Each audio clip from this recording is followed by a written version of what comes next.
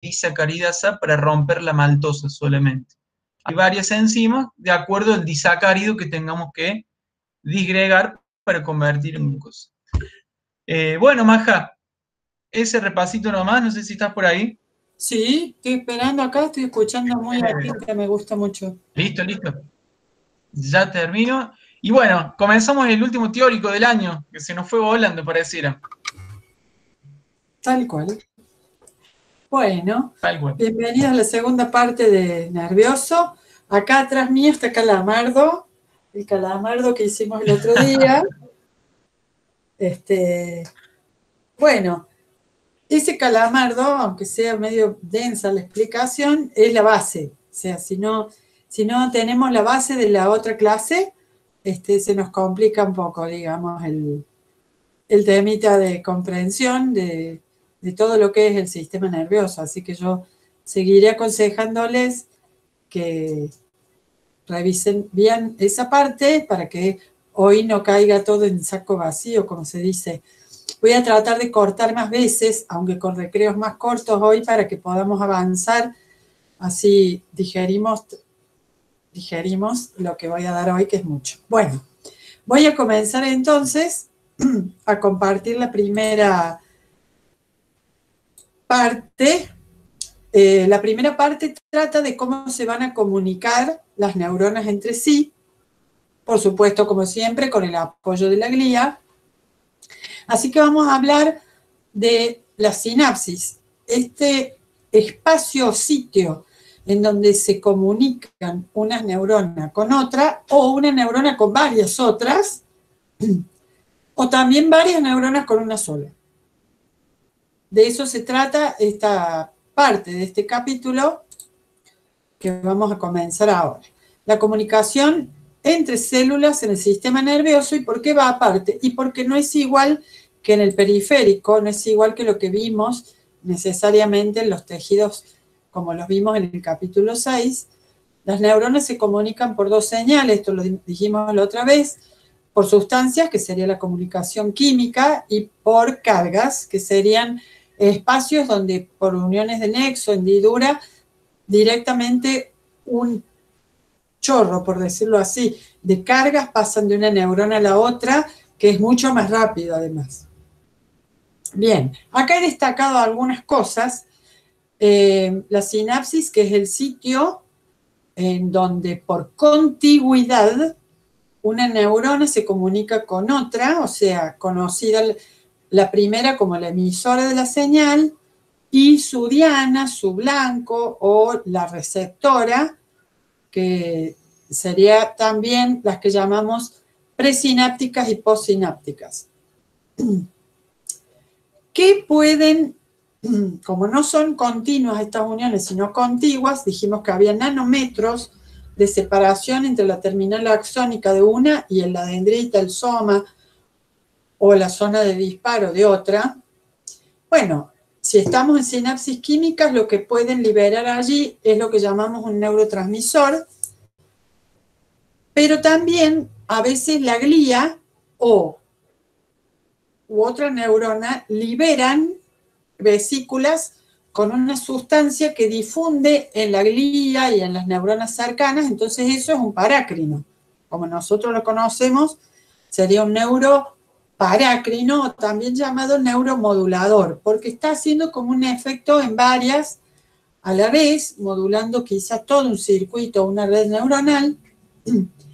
Y nuestras conocidas neurohormonas, porque ya las conocemos, como por ejemplo la noradrenalina, la adrenalina y otras que hemos visto.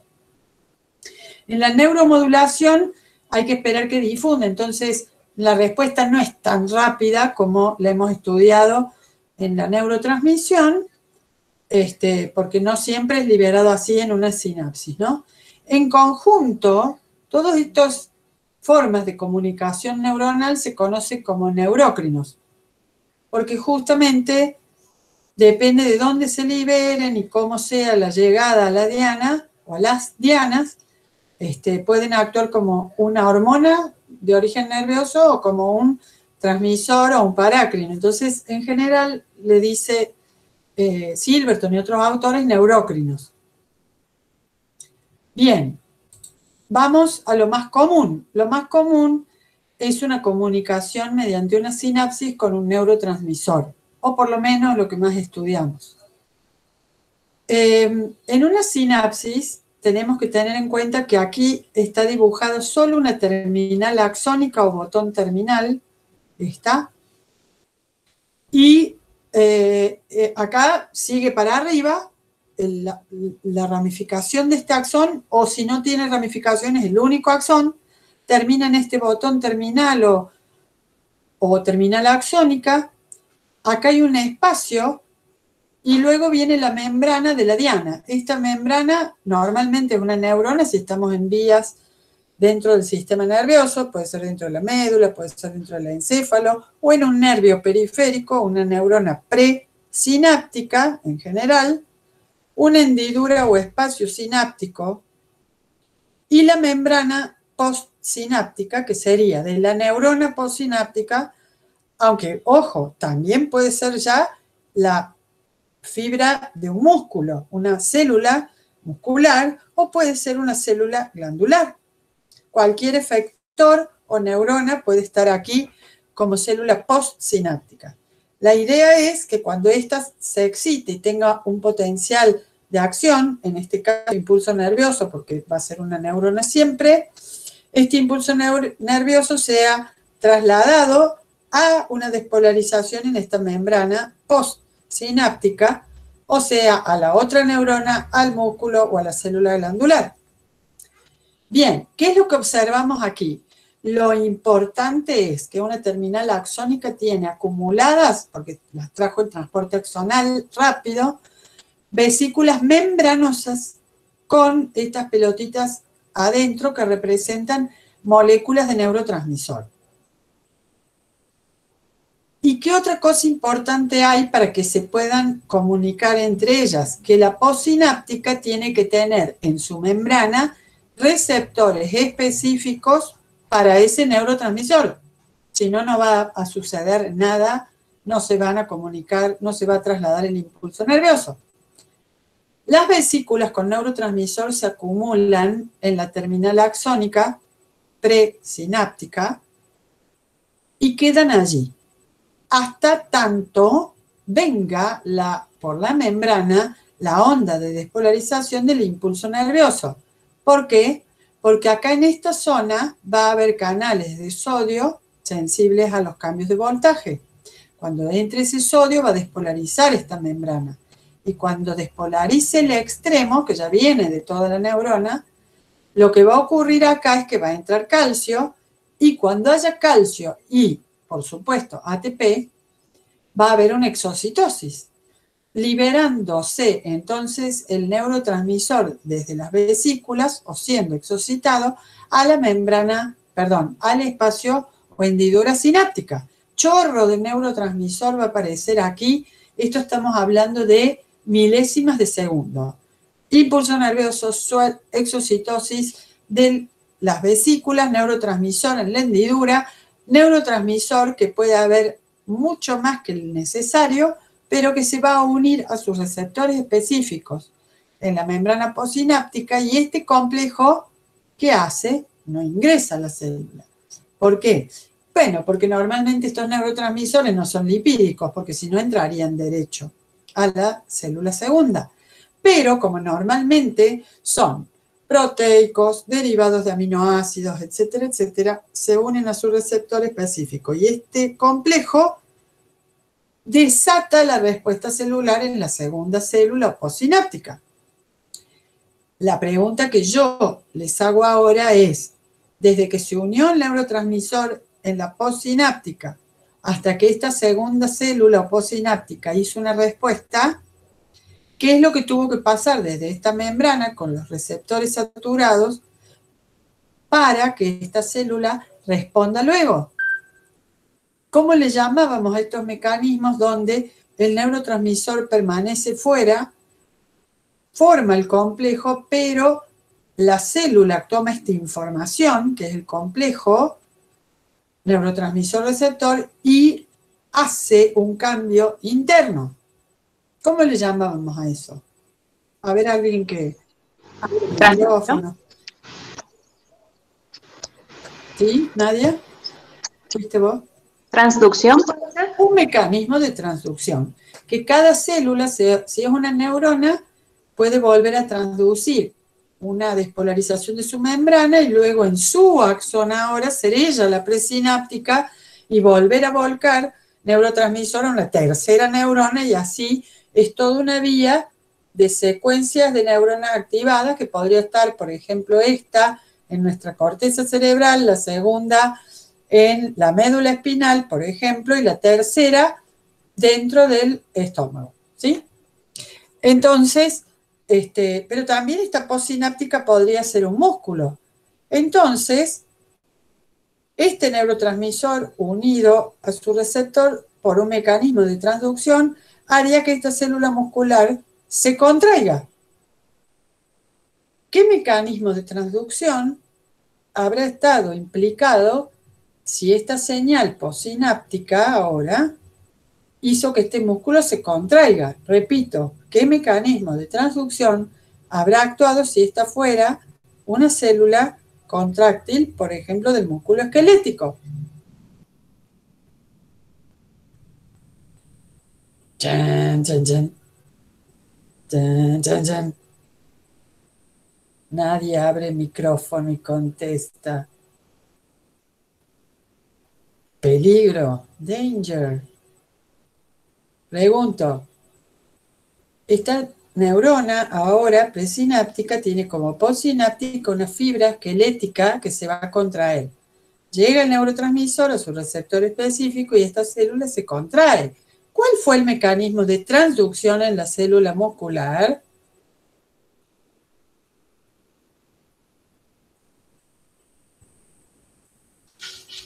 Puede ser, profe. Sí. Habla Pilo. Una despolarización de la membrana con apertura de canales de sodio y calcio. Bueno, y entonces, ¿qué apareció adentro como segundo mensajero aumentador por culpa de que llegó este neurotransmisor a despolarizar la membrana de la célula muscular? El mecanismo del calcio.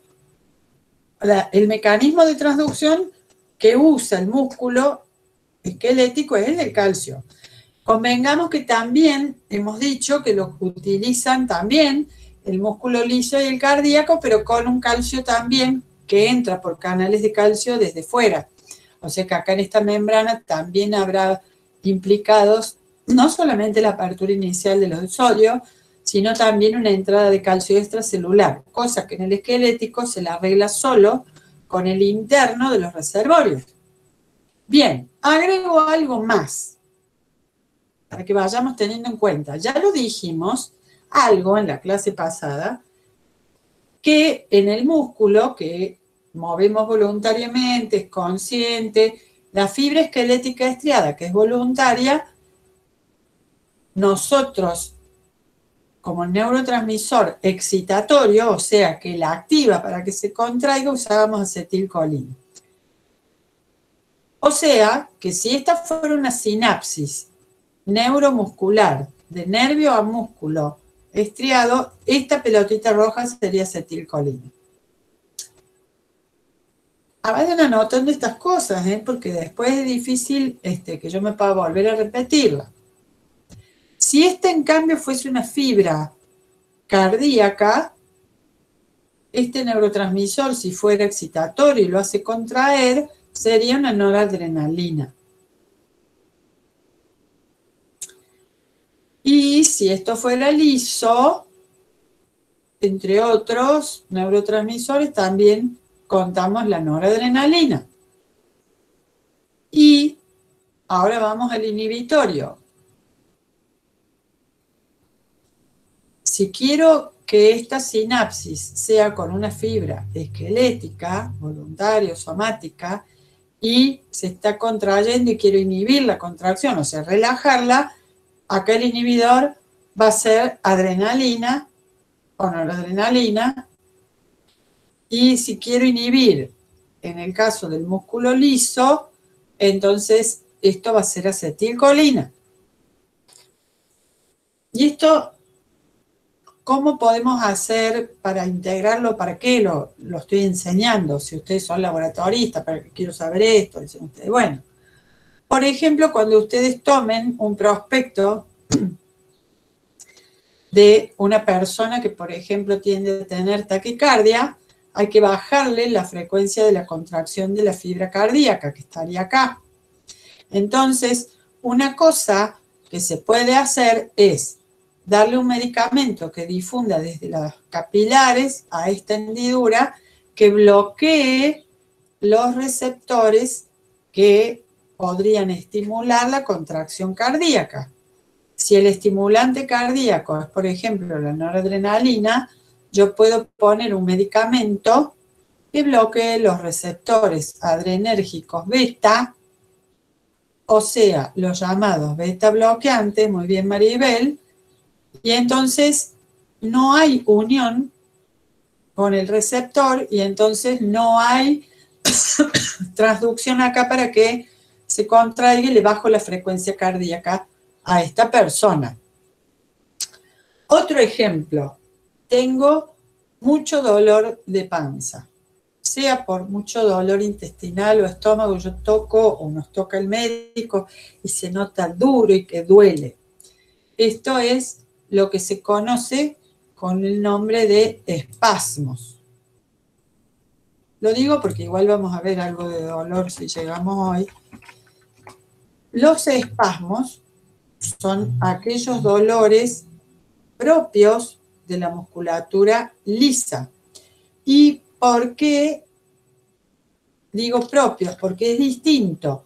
La musculatura lisa, cuando entra en contracción fuerte, que se pone duro el segmento o el órgano, duele y es un dolor sostenido, o sea, con un tono fuerte, importante, y tiene que ver, ya si llegamos lo vamos a ver, con que en realidad las terminales axónicas hacen como una especie de rosario, donde continúan habiendo varias, liberando durante un tiempo el agonista de la contracción, o sea, por ejemplo, noradrenalina, y entonces ahí se utilizan las atropinas que traen el apasmo, el sertal, o sea, todos los antiespasmódicos, la buscapina, inhiben la unión, ¿sí?, del neurotransmisor que hace contraer en exceso este músculo, inhibiendo o bloqueando los receptores. Entonces afloja la contracción del músculo liso y cede un poco el dolor. Entonces ustedes van a ir leyendo estas cosas que le dan, bloquea los receptores beta-adrenérgicos, bloquea los receptores alfa-adrenérgicos cuando se quiere aumentar la contracción, bloquea los receptores colinérgicos del estómago. ¿Qué quiere decir eso? Que la acetilcolina liberada en músculo liso, como el estómago, sería un inhibidor de la contracción y permite relajar. Entonces, permite la unión de la acetilcolina o coloca más receptores de la acetilcolina, eso va a provocar la relajación del músculo liso. Pero si eso se hace porque hay problemas en el músculo esquelético, va a ayudar a, en vez de relajar, a una mayor contracción. Bien, decimos entonces, hay un chorro de neurotransmisor, todas las moléculas que puedan llegar a unirse a sus receptores se van a unir y el resto va a quedar como una sobra, digamos, un exceso en la hendidura sináptica. Si nosotros permitimos que eso sea así, en cuanto se liberen los receptores, volverían a saturarse. Y esto no es posible, porque si esto fuera, por ejemplo, la contracción de un músculo esquelético, significa que seguiría contrayéndose sin soltar, y eso podría ser, por ejemplo, una tetanía, tener un músculo duro, que duele y no podemos soltar. Entonces, quiere decir que el exceso de neurotransmisor, cada vez que hay un impulso nervioso y se vuelca, hay que retirarlo a ese exceso. Acá vino el impulso nervioso, se volcó por exocitosis el neurotransmisor, se unió a los receptores, saturando todos los posibles, y el resto quedó como un exceso en la hendidura sináptica. Hay que retirarlo para que cuando se liberen de nuevo estos receptores, se relaje la fibra y entonces no vuelva a saturarse con receptor, porque si no lo vamos a mantener constantemente en contracción. Entonces, hay dos formas de retirar el exceso del neurotransmisor en una hendidura sináptica. Uno es por simple gradiente, algunos se mueven, difunden y entran por la célula endotelial a los capilares y se van a la circulación. Se lava, digamos, por difusión el neurotransmisor. La otra es una captura por una célula glial circundante, que normalmente están acompañando la sinapsis. Entonces, algunas de estas células gliales bombean, digamos, toman este neurotransmisor y sacan el exceso. Perdón, me falta uno. Son 3 los mecanismos. El tercer mecanismo, y el que es mucho más veloz, es el método enzimático, y que tiene que ver con una enzima que toma como sustrato al neurotransmisor y lo degrada. Por ejemplo, si el neurotransmisor es acetilcolina, la enzima que lo degrada tiene que terminar con asa, entonces se va a llamar acetilcolinesterasa. La acetilcolinesterasa es una enzima que normalmente está presente en las terminales colinérgicas, o sea, donde la sinapsis libera acetilcolina, que está presente como proteína extrínseca de esta membrana postsináptica y toma todo el resto del neurotransmisor no utilizado y lo degrada. Y este es el método más rápido. Hay problemas o síndromes que tienen que ver con problemas en la acetilcolinesterasa.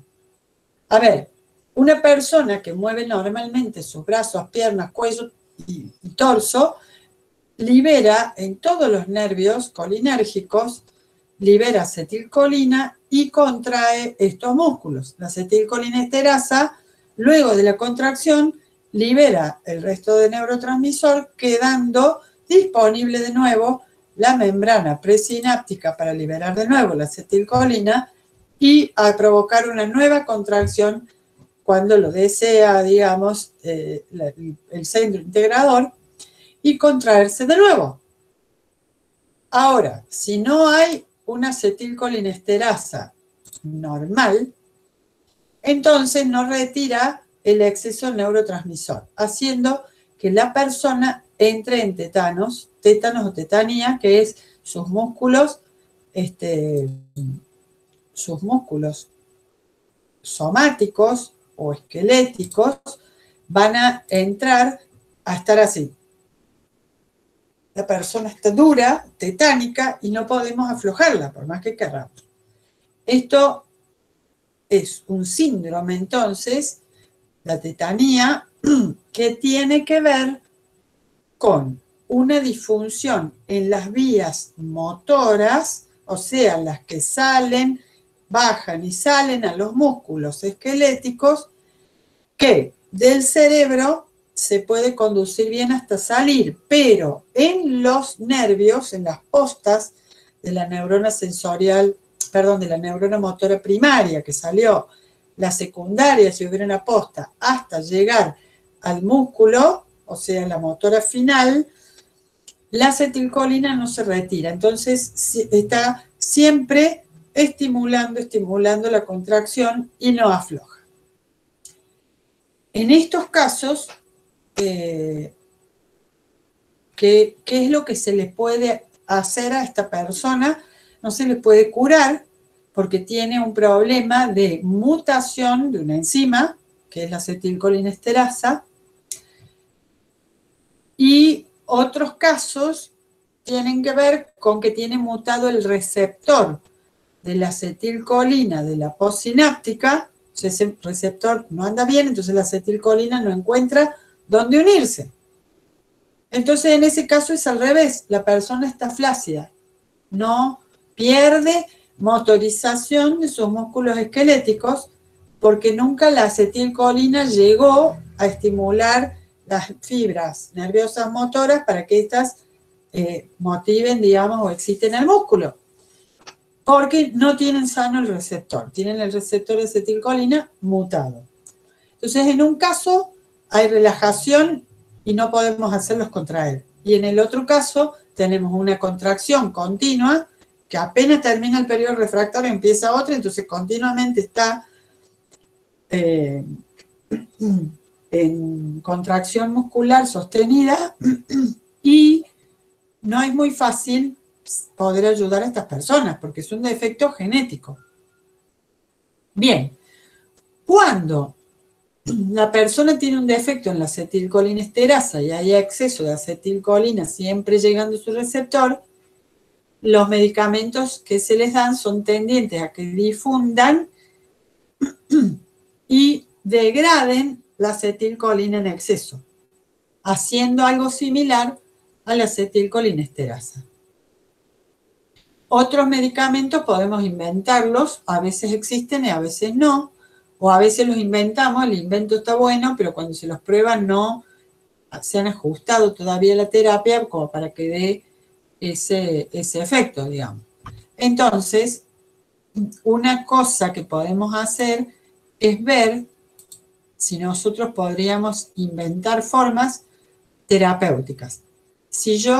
Uno sería dar algo que actúe como una acetilcolinesterasa para evitar la contracción sostenida. Y otra que podría ser. ¿Qué se les ocurre que podría ser?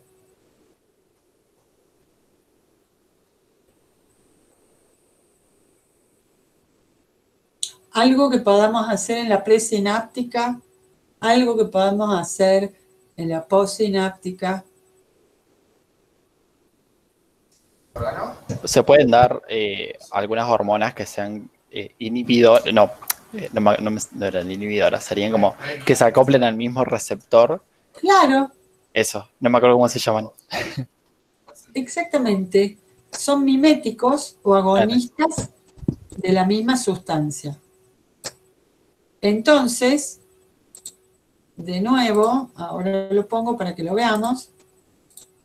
Lo que estábamos diciendo es una persona que le queda un exceso de neurotransmisor acetilcolina acá, porque está fallada la acetilcolinesterasa, le puedo dar un medicamento que por sangre difunda y haga las veces de acetilcolinesterasa. No han dado muy buenos resultados. Hay resultados, pero no tan buenos.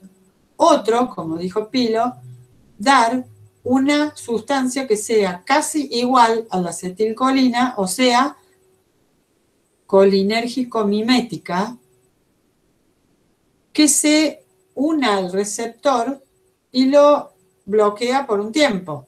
Entonces, solo algunas acetilcolinas reales llegan a algunos receptores y así entonces baja la contracción. Estos serían agonistas del receptor. No es que son contrarios, sino que hacen las veces de acetilcolina.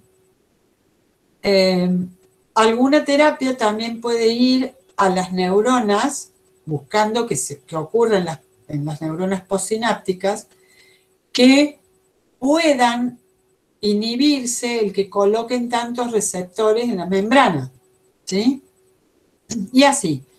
Otros podrían ser destinados a bloquear la exocitosis en estas vías, solo en las vías colinérgicas y así. Bien, en el caso al revés de una persona que libera, por ejemplo, poca acetilcolina o bien liberada en la cantidad suficiente, sus receptores son los mutados, esta persona está flácida. No hay forma de que esta fibra muscular se contraiga. Entonces, ¿qué ocurre allí?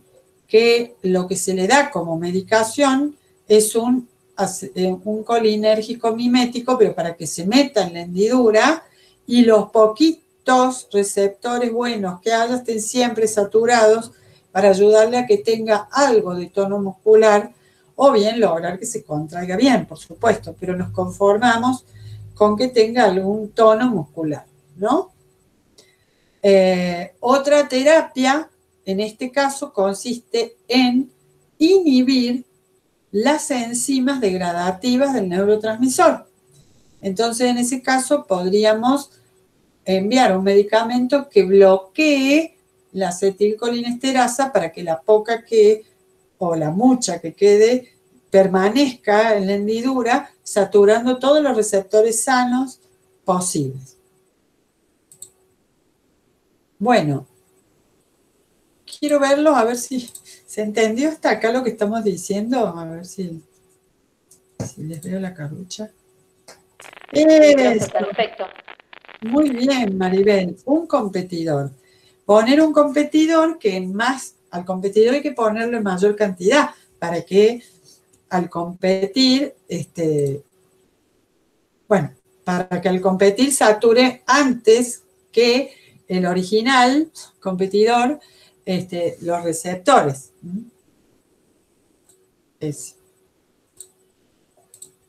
Bueno, entonces, ahora sí. En realidad estoy dando mucho más de lo que va a venir solo con este concepto de sinapsis, pero bueno, vino bien hacerlo ahora y ya lo di. Pero lo vamos a volver a ver con sus gráficos y todo. Volviendo entonces al origen, tenemos las sinapsis, se llaman neurona,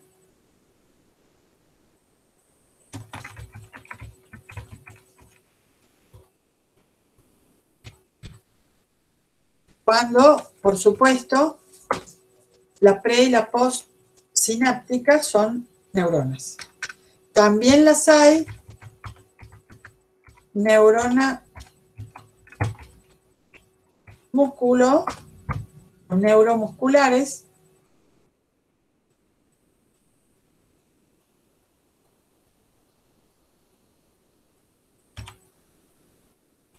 y hay sinapsis neurona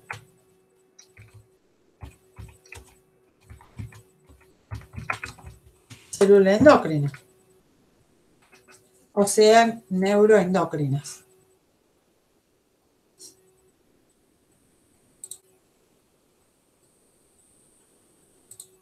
Y eso nos dice cuál va a ser la postsináptica, ¿no? En una vía motora, por ejemplo, salió de la médula una neurona motora, hizo sinapsis con otra neurona motora, por ejemplo, y luego esta última hizo sinapsis con un músculo liso. O sea, ahí hubo sinapsis neurona-neurona y luego neurona-músculo.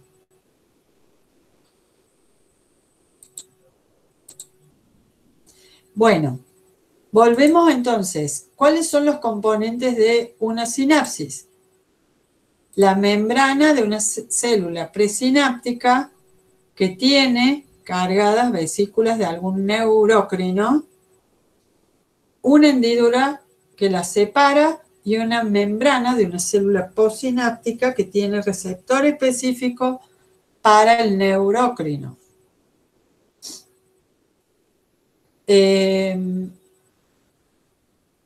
Bueno, ¿y qué más tenemos que decir?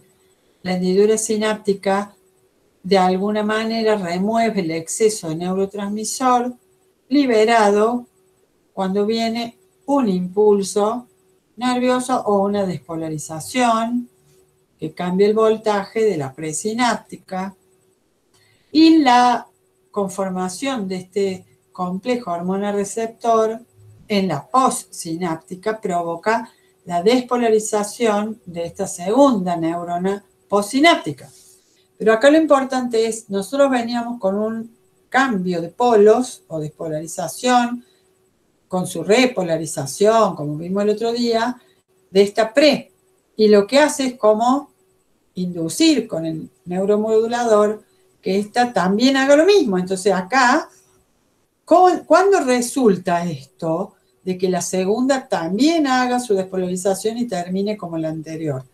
Cuando esto haga una despolarización que pase el umbral y pase también a impulso nervioso o a despolarización de potencial de acción.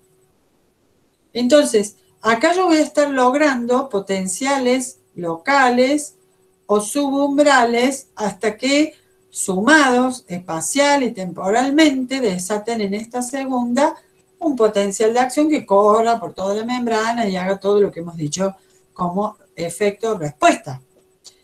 Entonces, por eso puse acá esta, que para aclarar, ¿qué pasa en la sinapsis química? Que en la célula postsináptica hay que superar el umbral.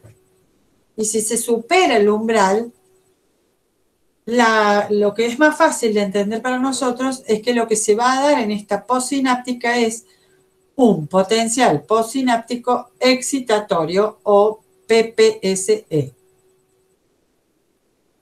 ¿Por qué? Y porque la membrana más fuera menos dentro, también en la segunda o postsináptica, va a cambiar a menos más y eso puede diluirse porque están locales y bajo el umbral, o pueden sumarse y hacer que toda esta otra corra la onda de despolarización haciendo el potencial de acción. Entonces ahí le llamamos que fue un potencial postsináptico excitatorio.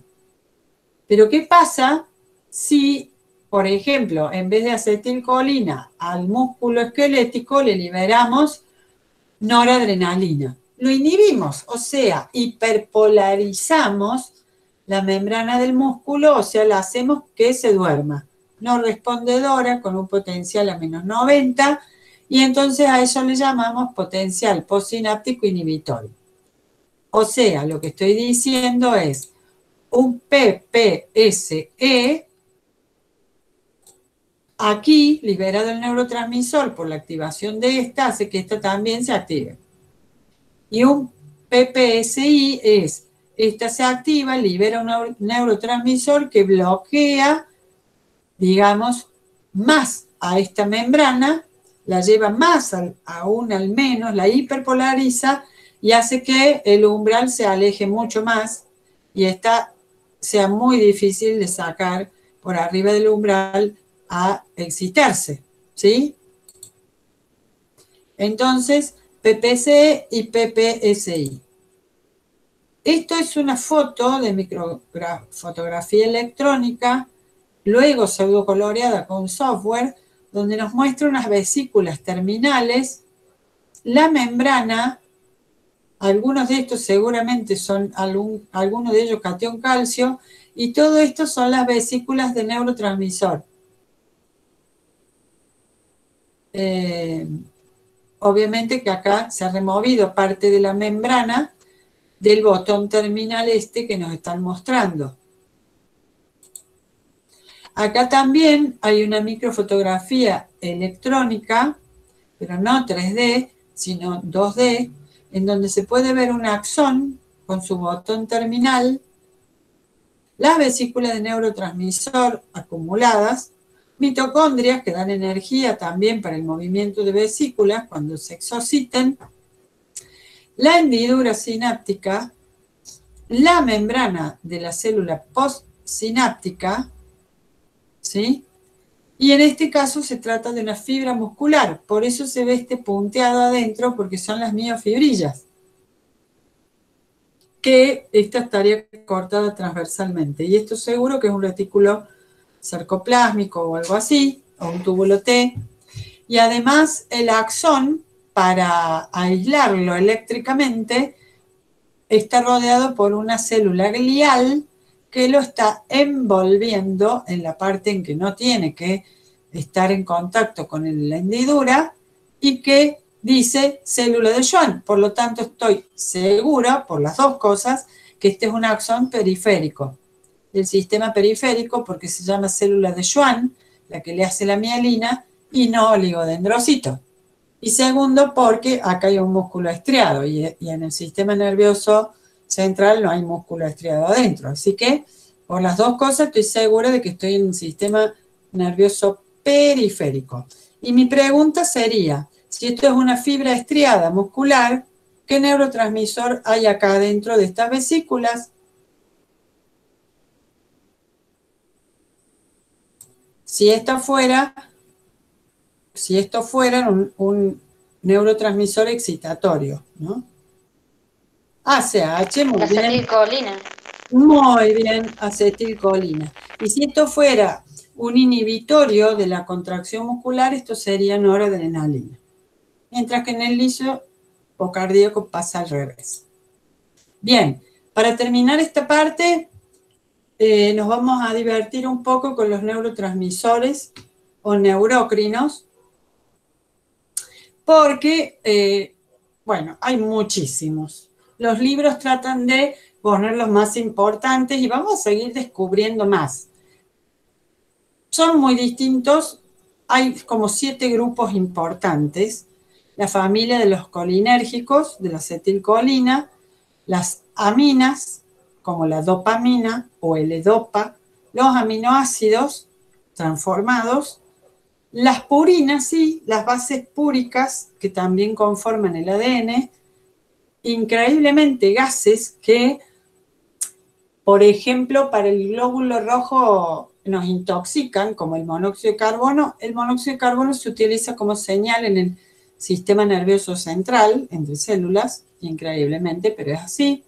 Muchos péptidos y lípidos, entre los cuales están los eicosanoides. ¿Se acuerdan del ácido araquidónico que en las plaquetas, por ejemplo, transformaban y aparecían los eicosanoides? Bueno, esos mismos lípidos son usados también entre neuronas y acá está el cerebrito representando el sistema nervioso central y una serie de moléculas en emoticones para que tratemos de recordarlas. Fíjense que, por ejemplo, estas son derivadas de transformar el aminoácido tirosina, que es un hexagonito resonante, con la norepinefrina o noradrenalina, la dopamina, no sé dónde anda, bueno, no importa, la L-dopa, que es en el camino de formar en la misma vía está la L-dopa, después la dopamina, después salen la norepinefrina o noradrenalina y la adrenalina, que es casi igual, nada más que una tiene un oxidrilo más. Estos son los aminoácidos transformados, derivan de la tirosina. Pero también están estos otros que tienen el núcleo ciclopentano, peridrofenantreno, que eran los de la familia de colesterol y corticoides, ¿sí? En donde van a ver que están estrógenos, testosterona, progesterona. ¿Y por qué están acá? Porque, aunque no lo hayamos dicho, estas hormonas llamadas sexuales también tienen su influencia sobre el sistema nervioso y sabrán todos lo que esto significa cíclicamente en la mujer, afectando sus estados emocionales y anímicos. También está la doña oxitocina, que sabemos que es de origen neural del hipotálamo. También están, a ver si la encuentro, la hormona melatonina, ¿sí?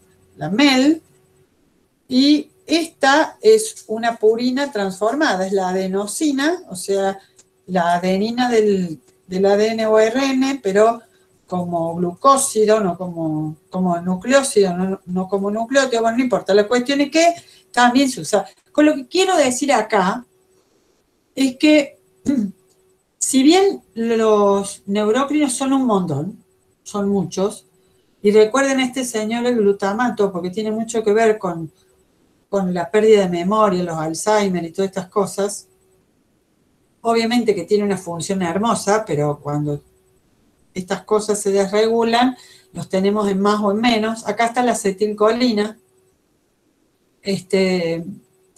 Lo que quiero decir es, por un lado son muchos, y por el otro, muchos de ellos los conocemos de estudiar, no solamente el sistema nervioso periférico, sino hormonas, citoquinas. Entonces, acá la naturaleza se comporta haciendo todos los neurócrinos que necesitemos pero también económicamente usando los mismos, que volcados en una sinapsis a una glándula periférica le ejerce una función, pero volcados entre un núcleo y otro dentro de nuestro encéfalo ejercen otra, reutilizando o utilizando muchas moléculas. Y no solamente eso, a veces la misma molécula, a propósito, por decirlo así, tiene un efecto X sobre el hígado, un efecto X sobre, por ejemplo, tiroides y a la vez sobre un núcleo importante relacionado con la reactividad emocional en el encéfalo. Y que nosotros todavía no hayamos descubierto cómo unirlo es otro punto aparte, pero existe, ¿no? Y en relación a esto está este cuadro en donde puede parecer un poco grande y asustarnos, sin embargo hemos mencionado muchas veces estas cosas. ¿Qué quiero que recordemos de estos principales neurócrinos? La acetilcolina, que tiene receptores colinérgicos, que son de dos tipos, nicotínicos y muscarínicos, y que ¿a dónde actuaban? En músculo esquelético y músculo cardíaco y liso. Si la acetilcolina está en una sinapsis, en donde la postsináptica tiene receptor nicotínico, eso seguro que es una célula del músculo esquelético o dentro del sistema nervioso central. Y esto era un agonista, ¿no? O sea, hacía que se contraiga. Pero si ese músculo, en cambio, es cardíaco liso, no presenta el receptor nicotínico, les presenta a la sinapsis el receptor muscarínico, porque esa acetilcolina sobre este muscarínico, ¿qué le hace? Lo relaja. ¿Sí? Y entonces, acá el agonista sería lo que motoriza, digamos, por ejemplo, un músculo liso del digestivo. ¿Y qué nos dan cuando esa motorización es excesiva? La atropina, que es lo que tienen todas las que nos relajan, digamos, los espasmos, las contracciones exageradas del músculo liso. Bien, también conocemos ya a las aminas. La noradrenalina, por ejemplo, que sabemos que utiliza receptores adrenérgicos en los músculos cardíacos y lisos y glándulas, además de que ahora le agregamos que está en el sistema nervioso central, son contraedoras de estos músculos. Entonces, se dan como antagonistas de esa contracción, bueno, fármacos y cosas que tengan estas cosas para bloquear esos receptores y bloquear entonces el dolor. ¿Qué otra conocemos de acá? Serotonina, que tenía, bueno, nosotros lo vimos como que contrae, digamos, capilares, vasos y demás, pero acá en el sistema nervioso central es un excitante, un depresor, que su antagonista es excitante y es el ácido lisérgico o LSD. Y la histamina es otra que conocemos de antes, que abría, digamos, los vasos sanguíneos, permeaba la alergia y todo lo demás, que en el sistema nervioso central también está presente. Les decía que podíamos tratar de recordar el glutamato, ya vamos a ver por qué. Esto es un aminoácido, acá esta listita es de aminoácidos, que se usan en la periferia para formar proteínas, pero también en los sistemas de comunicación de neuronas se usa con receptores llamados glutaminérgicos. Ya vamos a ver que esto es como un potenciador de reverberar entre neuronas pre- y postsinápticas y esto permite sostener la información, por ejemplo, en la memoria. Después la adenosina, que ya le hemos dicho, una base púrica que también se usa en el sistema nervioso central. Y como les decía antes, aunque parezca mentira, hay gases como el NO, el óxido nítrico, o el CO, el monóxido de carbono, que se usan como comunicación dentro del sistema nervioso solamente central. Muy bien. Entonces, para terminar esta parte, esto solamente es el mismo gráfico de la sinapsis, solamente que puesto en particular para la acetilcolina. La acetilcolina que se termina de fabricar, por decirlo así, agregándole el CoA en la mitocondria. Acá está la acetilcolina suelta, acá se la mete en la vesícula sináptica, acá se la suelta en la hendidura, encuentra el receptor colinérgico en la postsináptica, la acetilcolinesterasa la degrada de nuevo, ¿sí? Y esto se vuelve a tomar y reciclar, pero no es nada raro ni nuevo. Esto ya lo mencioné. Y les quería, bueno, esto que les comentaba recién, que el glutamato es un aminoácido excitatorio que se usa dentro del sistema nervioso central. Y miren, hay muchos péptidos que usan las neuronas para comunicarse y algunos de ellos son los llamados opioides. Claro, esto es lo natural, pero cuando se toma como una droga desde fuera, resulta que tienen los efectos opiáceos que nosotros ya conocemos.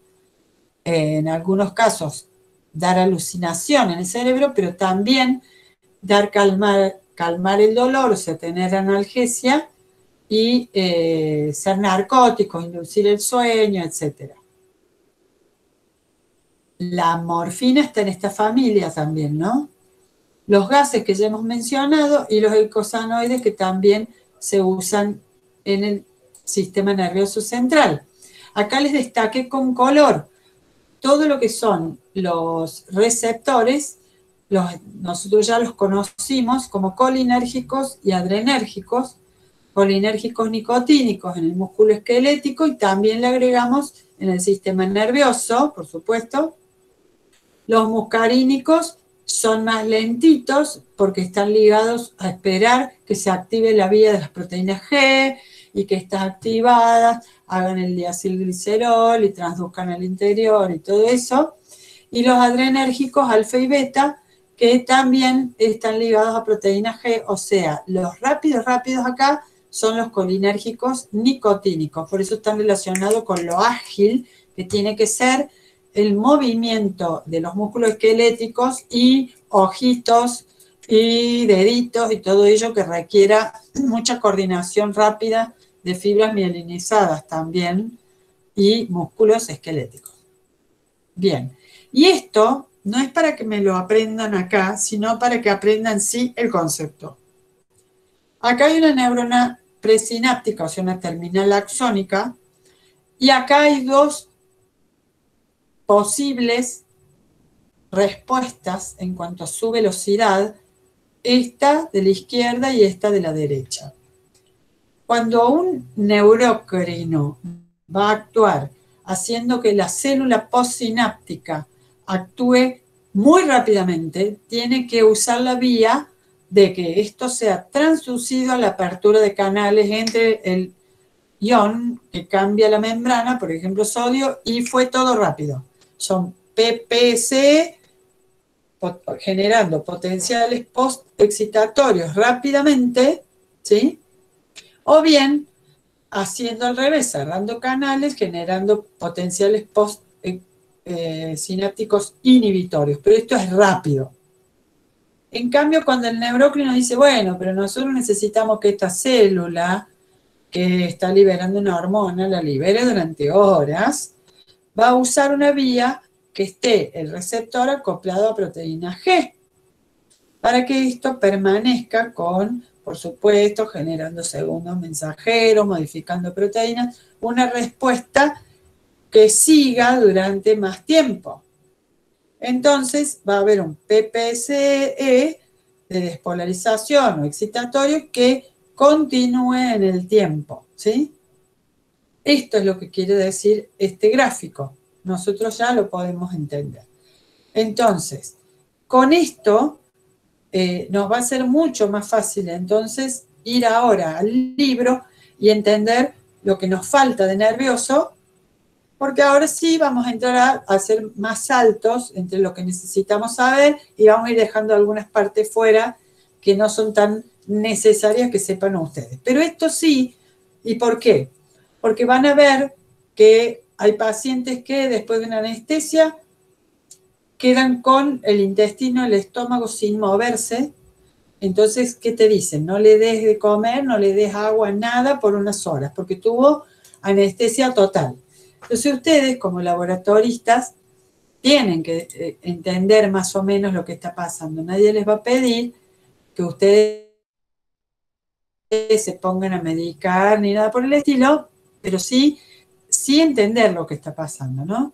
Entonces, decir, bueno,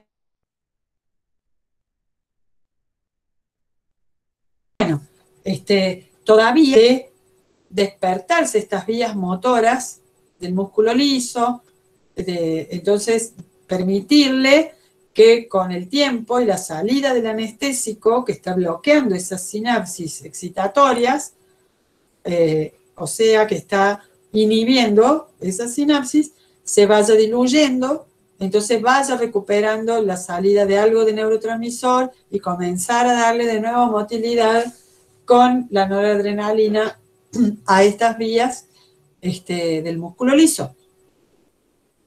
En otros casos, van a ver que la persona está como paralizada, ¿no? Parálisis lo dejamos reservado a la parálisis del músculo esquelético. Entonces la persona se va despertando y dice, me puedo mover, te muevo los ojos, pero no, todavía no muevo bien los pies.